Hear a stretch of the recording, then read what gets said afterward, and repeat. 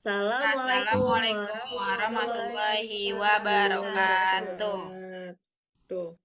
Kami dari kelompok 4 ingin mempresentasikan mengenai penggunaan fungsi linier untuk menentukan biaya dan pendapatan dalam matematika ekonomi. Sebelumnya, izinkan kami memperkenalkan diri terlebih dahulu. Saya Cut Desi dengan NIM 64251162. Saya dengan Elga Rum Anjani dengan NIM 64 25 14 24. Saya Khaliza Fatia Ahmad dengan NIM 642503877. Saya Nabila Salsabila dengan NIM 4250926. Dan saya Syabrina Raisya Kumala Dewa dengan NIM 64251326.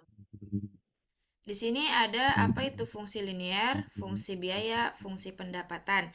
Yang pertama ada fungsi linier. Fungsi linier merupakan fungsi matematika yang menggambarkan hubungan antara dua variabel dalam bentuk garis lurus dengan pangkat tertinggi variabelnya adalah 1. Yang kedua ada fungsi biaya. Fungsi biaya adalah fungsi yang menunjukkan hubungan antara jumlah barang yang diproduksi dengan total biaya yang harus dikeluarkan perusahaan, yang umumnya terdiri atas biaya tetap dan biaya variabel. Yang ketiga ada fungsi pendapatan. Fungsi pendapatan merupakan fungsi yang menggambarkan hubungan antara jumlah barang yang terjual dengan pendapatan yang diperoleh perusahaan dari hasil penjualan produk. Selanjutnya ada macam-macam fungsi linier. Pertama, fungsi linier dalam matematika ekonomi yang digunakan untuk menggunakan hubungan antara dua variabel ekonomi seperti biaya, pendapatan, produksi, dan penjualan. Persamaan linier biasanya berbentuk Y sama dengan A plus BX, yang dimana A merupakan konstanta dan B merupakan koefisien variabel. Yang kedua ada fungsi biaya total atau total cost, yaitu yang digunakan untuk menentukan seluruh biaya yang dikeluarkan perusahaan dalam proses produksi. Biaya total terdiri dari biaya tetap dan biaya variabel yang dapat dinyatakan dalam bentuk fungsi linier.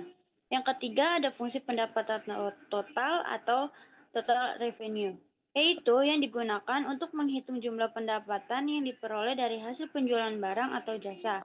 Pendapatan diperoleh dari harga barang dikalikan jumlah barang yang terjual. Yang keempat ada fungsi permintaan dan fungsi penawaran linier, yaitu yang digunakan dalam permintaan dan penawaran untuk melihat hubungan harga dengan jumlah barang di pasar. Jika harga naik, maka permintaan biasanya turun, sedangkan penawaran menjadi meningkat.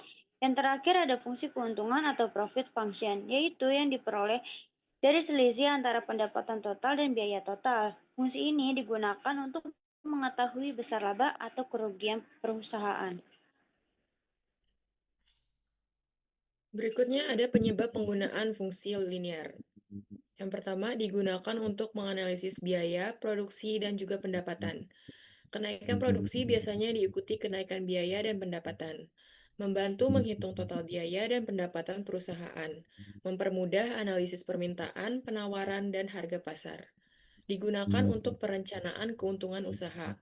Membantu menentukan titik impas atau break-even point, BEP, dan membuat analisis ekonomi lebih mudah, praktis, dan sistematis. Selanjutnya ada dampak dari fungsi linier. Pertama, mempermudah perhitungan biaya produksi dan pendapatan perusahaan. Kedua, membantu perusahaan menentukan keuntungan dan kerugian usaha. Ketiga, membantu menentukan titik impas atau break-even point atau BEP. Keempat, meningkatkan efektivitas pengambilan keputusan ekonomi. Dan yang terakhir, membantu memprediksi kondisi pasar dan strategi usaha. Selanjutnya ada penerapan fungsi linear dalam menentukan biaya pada kegiatan ekonomi dan bisnis. Fungsi linear digunakan dalam kegiatan ekonomi dan bisnis untuk menghitung hubungan antara jumlah produksi dan biaya yang dikeluarkan perusahaan. Dalam produksi, biaya terdiri dari biaya tetap dan biaya variabel. Fungsi linear membantu pelaku usaha menganalisis biaya produksi dan penjualan, sehingga perusahaan dapat membuat perencanaan usaha yang lebih efisien dan mengurangi risiko kerugian. Model dasar TC sama dengan TFC plus TFIC, yang berarti TC biaya total, TFC biaya tetap, dan TFIC biaya variabel. Di sini ada penerapan fungsi linear dalam menghitung pendapatan berdasarkan jumlah produksi dan penjualan. Fungsi linear digunakan dalam kegiatan ekonomi untuk menghitung besarnya pendapatan berdasarkan jumlah barang yang diproduksi atau dijual. Dalam konsep matematika ekonomi, hubungan antara jumlah produksi dan pendapatan biasanya dinyatakan melalui persamaan linear berbentuk R sama dengan P dikali QR. R di sini merupakan pendapatan, P adalah harga jual per unit, dan Q merupakan jumlah produksi atau penjualan.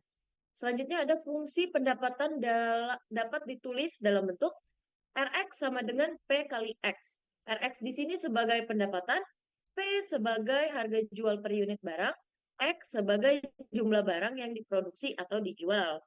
Selanjutnya ada fungsi linear membantu perusahaan dalam menentukan titik impas. Jadi, fungsi linear membantu perusahaan menentukan break-even point atau BEP, yaitu kondisi saat total pendapatan sama dengan total biaya, TC sama dengan TR. Dengan fungsi linear, perusahaan dapat mengetahui jumlah minimum penjualan, merencanakan laba, mengontrol biaya, dan mengurangi risiko kerugian agar keputusan ekonomi lebih efektif.